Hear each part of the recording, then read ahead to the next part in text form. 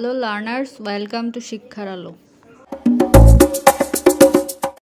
আজকে আমরা শিখব পার্টস অফ স্পিচের খুবই সহজ একটা বিষয়, ভার্ব।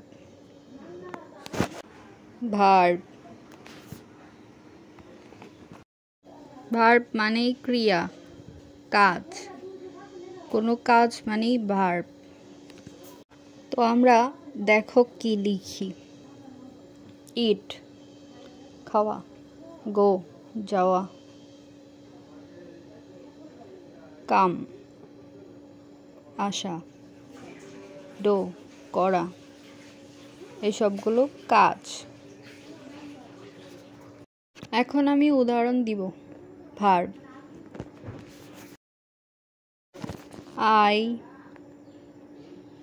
eat rice, আমি ভাত খাই। She eats rice, সে ভাত খায়, আমি ভাত খাই। He sings a song, সে একটা গান গায়। এখানে ইট ভার্ব, এখানে ইটস ভার্ব, এখানে সিন্স ভার্ব, এই সবগুলোই ভার্ব, এগুলো কাজ। যে কোনো কাজকেই ভার্ব বলে।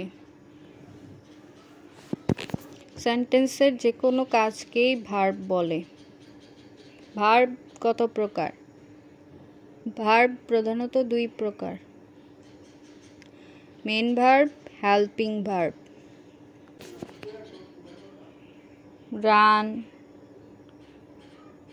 ইট, গো, এগুলো মেইন ভার্ব।